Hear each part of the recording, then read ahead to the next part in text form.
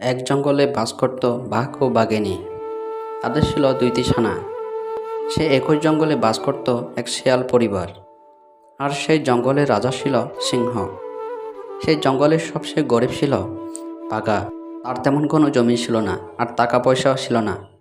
অন্যের খেতে কাজ করে তার জীবন চলত। তার প্রতিবেশী বল্টু শিয়াল ওই ফলগুলো বিক্রি করছে। এগুলো কি ফল গো ভাই? আগে তো দেখিনি। এর নাম কি? এটার নাম কাঁঠাল গো, নতুন ফল। আমি আমার জমিতে চাষ করেছি, খুব দ্রুত ফলন দেয়। এর দাম কত ভাই? একটি 50 টাকা।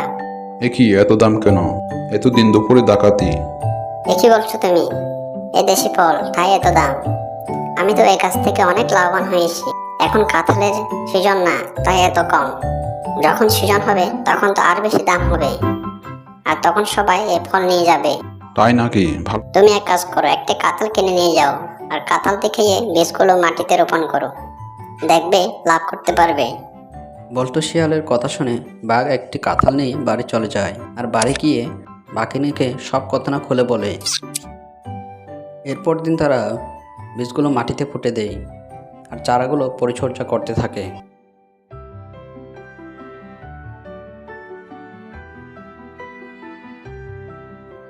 দেখেছো গিন্নি, কত সুন্দর সুন্দর কাঁঠাল।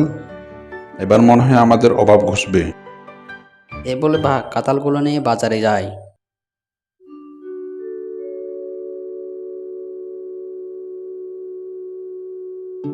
আর কাঁঠালের খুব ভালো বিক্রি হয়, আর বাচ্চাদের জন্য ভালো ভালো খাবার আর পোশাক নিয়ে আসে।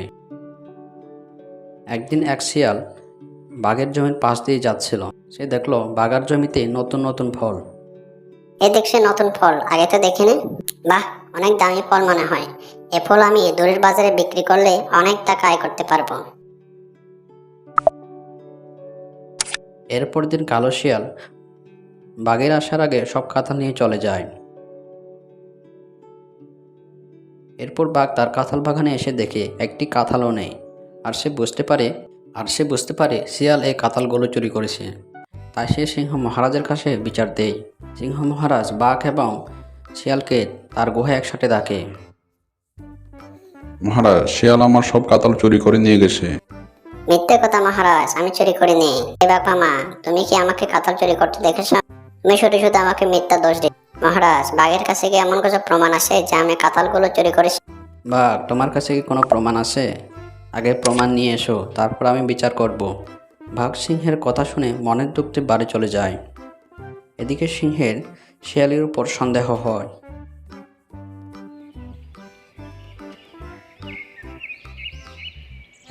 আর পরের দিন ভোরে বাঘের কাঁঠাল বাগানে যায়, আর গিয়ে দেখে শিয়াল বাঘের কাঁঠালগুলো চুরি করছে।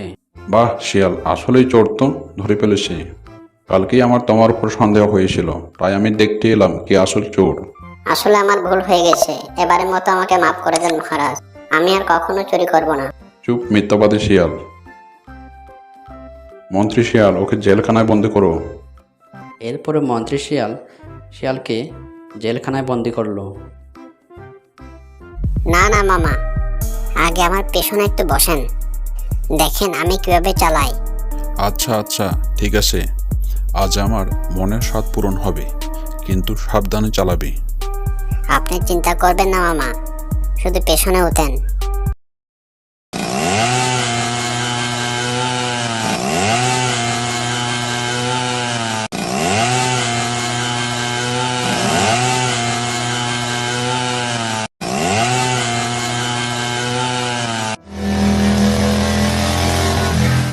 বাহ বাহ, কি সুন্দর বাতাস, খুব ভালো লাগলো রে।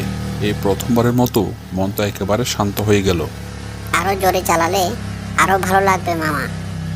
তাই নাকি? তাহলে চলো। এবার তোকে মজা দেখাচ্ছি।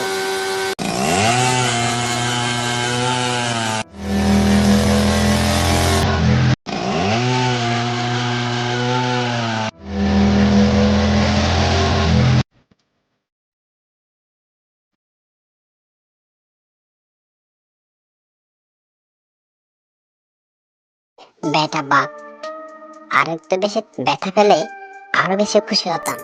আর একটা যদি দাঁত পড়ে যেত তাহলে আরো ভালো হতো। বেটা চালাক শিয়াল, তুই ইচ্ছে করে আমাকে ফেলে দিয়েছিস। আজ তোর পিঠের চামড়া তুলে তবেই ছাড়বো। না মামা, সত্যি বলছি, আমি ইচ্ছা করে ফেলিনি, পাথরে ধাক্কা লেগে পড়ে গেছে।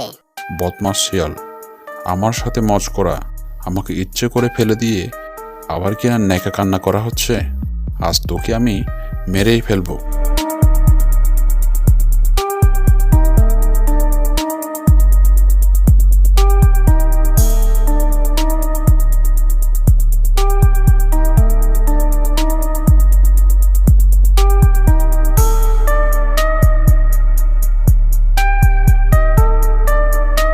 মামা, আমি কিন্তু নদীতে ঝাঁপ দিব।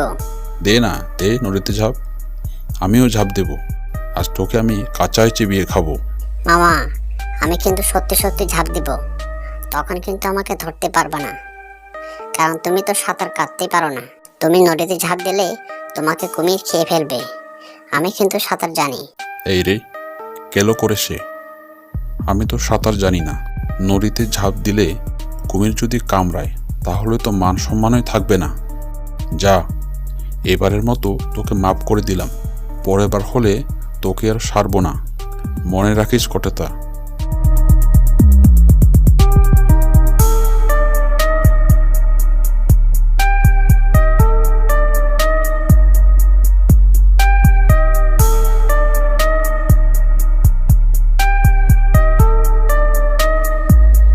আরে এখানে তো দেখছি দুটো হাঁস সাঁতার কাটছে।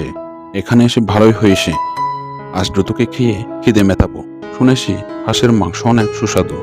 আজ এ হাঁস দুটোকেই খাবো।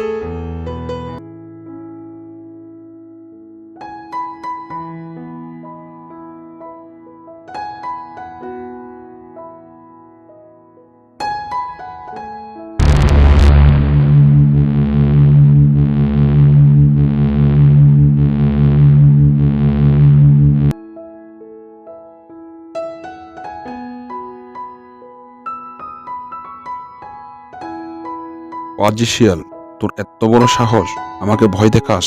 তোর জন্য আমার হাঁস দুটো পালিয়ে গেল। তোকে তো আজ এমনি এমনি যেতে দিব না। যে করি এখন তো তা বাদ দিতেও পারি না।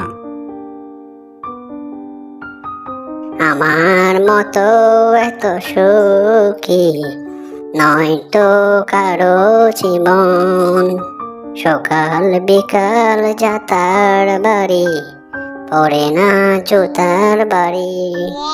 এভাবে পথ চলতে চলতে একদম বোর হয়ে যায়, তবুও একটা প্যাসেঞ্জারও পায় না। জানি না এভাবে আর কতদিন থাকতে হবে।